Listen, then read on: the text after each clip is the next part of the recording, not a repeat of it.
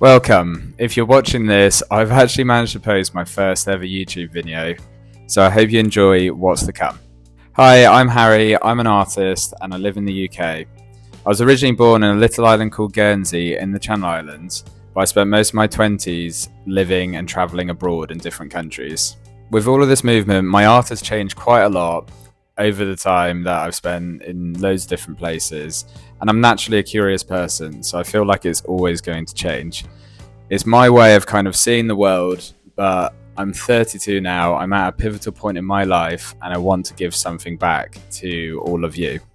I decided to make this channel because I have been sharing my art on Instagram for about 4 years now, and I've loved it, to be honest. It's been really good. I've met so many different people on and offline, and it's just been a brilliant way to share my creative journey and my art. It's given me the opportunity to sell my art in so many different countries, do loads of commissions, and just work with loads of cool people, which I still love to do. I've recently delved back into making abstract flows, which are my signature abstract paintings. I absolutely love doing them, and they give me so much satisfaction for myself, but I've started to realize that my creative journey is a little bit more than just that now. I have been figuring out that I want to give adults that kind of opening to a creative life as well. What I mean by this is that I feel like creativity is just lost as we get older, unless you feel like you become an artist or practice art in some kind of way. But I don't feel like we're encouraged to do that as a society, or particularly not through education in my case. I actually felt quite stuck for a while because at school I was really encouraged to do academic subjects, and I was fortunate enough to do well and enjoyed subjects such as maths and economics. And I went on to study economics at university. And throughout my 20s, as I mentioned, I've lived and travelled abroad. And in between those travels, I've worked in finance jobs to fund them. Now, I've never really, quite frankly, enjoyed any of those jobs.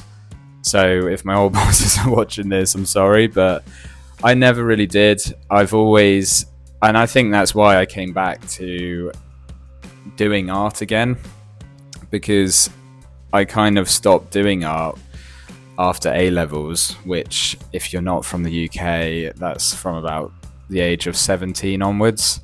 And then I picked up pen and paper again to do some drawing when I was around 26 or 27. So I had about a decade out of creating. And that was only really because I was completely pushed away from doing it all at school and pursuing it as a career. And I see a lot of artists online and on social media say that it's a big struggle to do art as a career. And it is, to be honest, which is a bit backwards because we all watch Netflix, we all listen to music, we all go to gigs or watch films. We all just love the art. But for some reason, when people haven't already made it and haven't already made it as a career, you are kind of looked down upon, or at least that's the feeling that I've always had. It's probably stemmed from the fact that when I was at school and was choosing subjects, I remember my head of sixth form telling me that art was literally a waste of time because I chose to study economics, maths and art, and she tried to discourage me from doing it. And that has and will always stick with me, to be honest. And so I don't want other people to just suppress their creativity just because of that, and just because they think it's going to be difficult to make it as a career. And even if you don't want to do it as a career, this is also why I'm making this channel, because I just like to encourage adults to do more creative things or think creatively. I've done the odd painting session and drawing session with my friends, and they perhaps hadn't even picked up a paintbrush or a pencil to draw since they were children, and they all really enjoyed it. There's a certain aspect of our brain, like that creative part, which can be used in so many different jobs. It doesn't have to be in painting or drawing or anything artistic.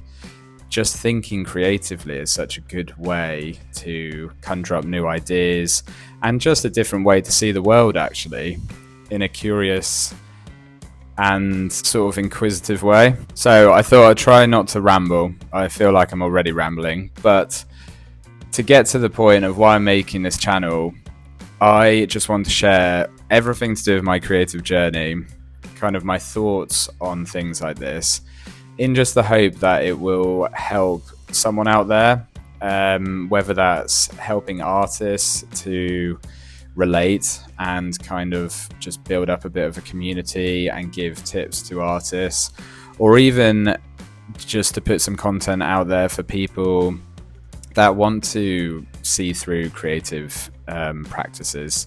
You don't have to do it as a career, but and that's the thing as well, you don't always have to be the best at everything. Like, I run, but I'm not a professional runner, but I still go out and run. So you can paint in your spare time, but you don't have to brand yourself as an artist or a painter or anything like that. I feel like sometimes we get too caught up in status and positions like that it kind of blocks us from even starting stuff in the first place. And so why YouTube? Well, as I mentioned, I've been on Instagram for about 4 years, and you may be watching this video because you follow me on Instagram. I've always really enjoyed making my content on Instagram. It's been really fun, sometimes quite demanding to keep up with the algorithm and everything. And to be honest, now I've kind of taken a step back from it because of that. And it's made me think that I want to actually be on a channel like this to have a bit more of a voice, rather than just chasing trends or doing short videos to catch attention. I've also always loved watching YouTube videos. I love going down a bit of a rabbit hole and just learning and watching random videos. And I always wondered what it would be like to try and start my own. Don't get me wrong, I am cringing inside talking to the camera for about 10 minutes. But if I've posted this, I'll be proud of myself because the first one's always going to be the hardest. I had this same feeling when I started my Instagram, and I did cringe an awful lot, whereas I don't cringe quite so much anymore.